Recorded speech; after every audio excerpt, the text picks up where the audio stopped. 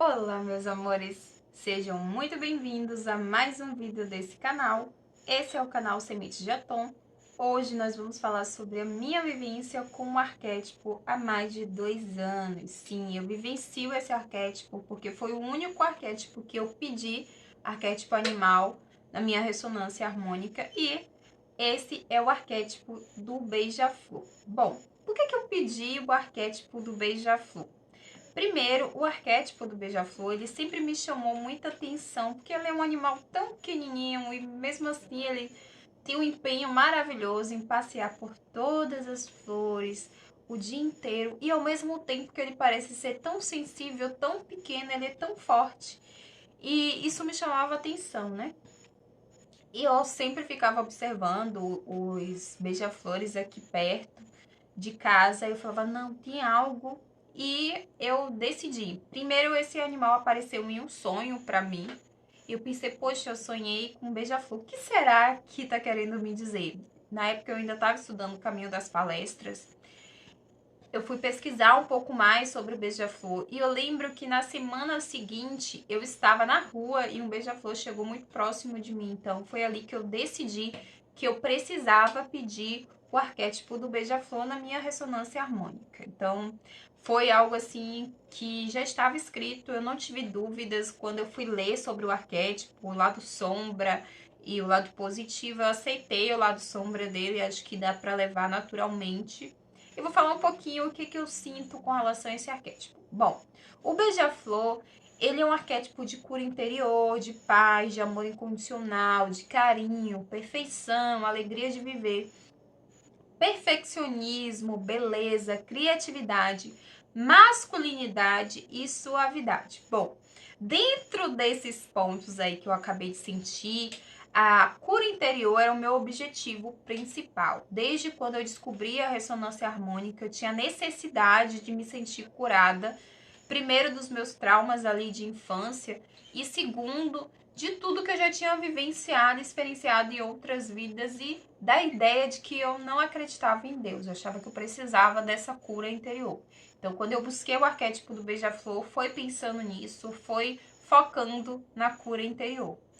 Mas uma coisa que me chamou muita atenção logo quando eu comecei a tocar onda foi a paz e esse amor incondicional que eu sentia.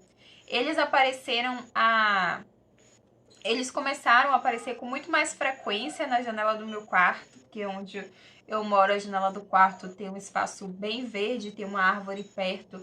Nossa, eu comecei a ver com muita frequência, até hoje eu ainda vejo. Outro dia um chegou até muito próximo de mim.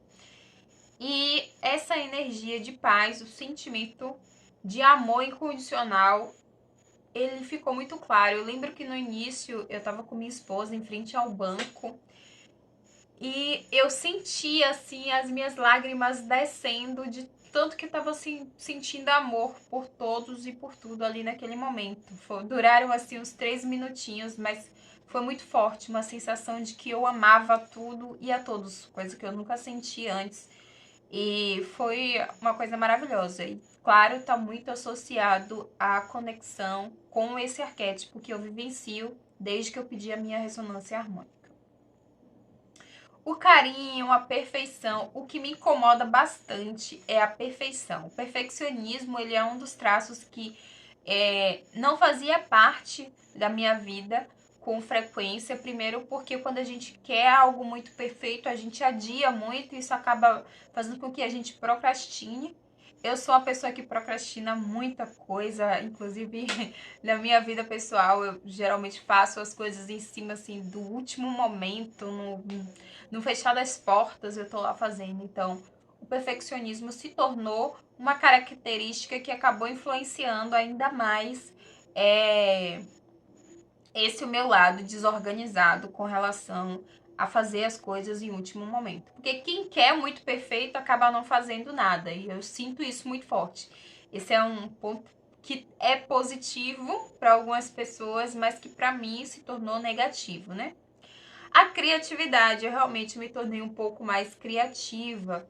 Por exemplo, às vezes eu tinha apresentações de trabalho e eu conseguia desenvolver rapidamente ali, conseguia inventar algo com muita facilidade. Eu sou professora, eu dou aula de matemática e aí o pensamento ficou muito mais rápido. Conseguia ser mais criativa, pensar em aulas mais criativas, conseguir atrair o público de acordo com o momento, sem precisar ter algo assim planejado com muitos detalhes. A masculinidade e a suavidade. Bom, eu já sou uma pessoa muito yang, então eu já tinha esse instinto masculino muito aflorado e eu senti que ele aflorou ainda mais. Aqui em casa eu tenho o hábito de querer ser a provedora de tudo, de estar sempre em movimento, de estar sempre procurando, e isso atrapalha um pouco a minha feminilidade. Eu tive que procurar outros arquétipos que balanceasse esse excesso de energia yang na minha vida, para poder equilibrar o yin e o yang, mas esse foi um ponto negativo também.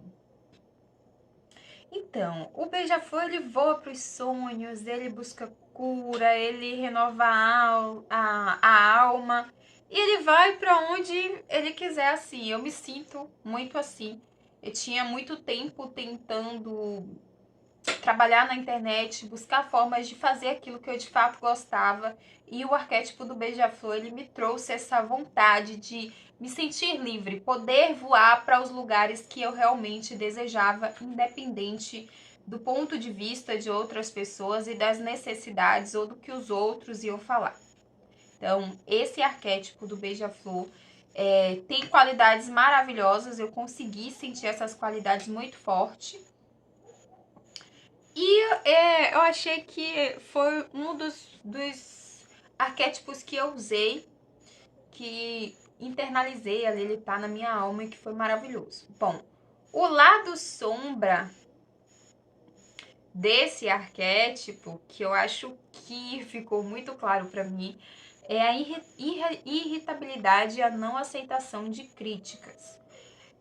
Muitas vezes eu tô ali em um momento que a pessoa me critica, mas eu não consigo identificar que aquela crítica seja construtiva para mim. Às vezes até a pessoa tem um pouquinho de conhecimento a mais que eu, mas é praticamente inadmissível. Eu continuo no meu ponto de vista, defendendo a minha ideia e não aceitando a crítica, o que é muito ruim, porque às vezes eu poderia estar melhorando muito se eu tivesse aceitado as críticas daquela pessoa que já fez aquilo que eu tô fazendo. Então, esse lado sombra ficou pesado para mim. Não aceitação de críticas, dificuldade em ver o lado bom das críticas, é exatamente isso que eu acabei. A perda da vitalidade, eu não senti isso. Fragilidade emocional só em determinados momentos, que tem muito a ver com algumas pessoas da minha família, situações. Por exemplo, em períodos que eu tô. Tem períodos que eu tô mais suscetível a estar frágil, mas em outros momentos eu consigo agir naturalmente. Mas o que me agradou muito nesse arquétipo foi que eu consigo socializar com muito mais frequência, ver o lado bom da vida, ter suavidade e transmutar a tristeza em alegria. Eu acho que isso é interessantíssimo para uma pessoa que vivencia a lei da atração na vida. Ela precisa aprender a transmutar aquilo que está acontecendo na vida dela, até porque você não pode parar em um momento só porque você tá triste, né? Tem um ditado que eu vejo muito que diz assim: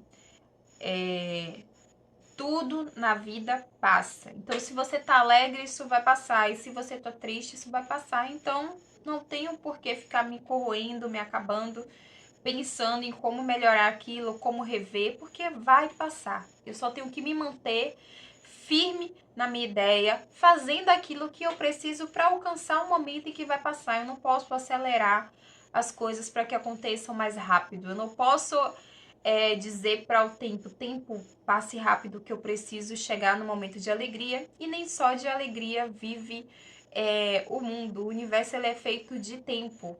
Não é dual, a gente tem que passar por fases. Há fases em que você vai estar muito feliz, a fase que você vai passar vai estar pouco feliz, mais ou menos feliz, infeliz e muito infeliz. Mas vai passar, porque de um extremo a gente volta para o outro. Se eu estiver muito feliz, provavelmente eu vou ter um momento que eu vou estar muito triste. Então, essa transmutação é essencial para que você reconheça quem você é. E eu sinto isso muito claro com o arquétipo do beija-flor. Para mim, esse é um arquétipo que a pessoa que está buscando a espiritualidade deve incluir na sua vida como um arquétipo fixo, deve estar ali presente no seu cotidiano e que dá para levar tranquilamente, porque o seu lado sombra não é tão ensurdecedor, não faz muito mal pra gente. Há maus que são toleráveis, não é, gente? Então, essa é a minha experiência com o arquétipo do beija-flor há mais de 2 anos. Eu continuo vivenciando esse arquétipo e não pretendo parar de utilizar, até porque eu ativei essa onda vibracional na minha frequência, é um pouco difícil de retirar. Mas se você, assim como eu, quer pedir um arquétipo na sua ressonância harmônica, pense bastante, pesquise, veja ali o lado positivo e o lado negativo desse arquétipo para ver se você vai conseguir viver com isso para o resto da sua vida, porque infelizmente a onda você não pode cancelar. Quando você pede, você é obrigado a lidar com isso. Isso é uma das responsabilidades de uma pessoa que está pedindo a ressonância. Então, pensa bastante antes de fazer esse pedido. E um beijo grande. Só lembrar para vocês que na semana que vem nós vamos estar fazendo uma promoção maravilhosa com o e-book 19 atitudes que te impedem de amar, que fala ali de crenças limitantes que atrapalham o nosso desenvolvimento pessoal, profissional. E eu tenho certeza que essa promoção cabe no seu bolso, que vai fazer muito bem para você. Afinal, quando um ser evolui, todos nós evoluímos juntos. Beijo, beijo e até a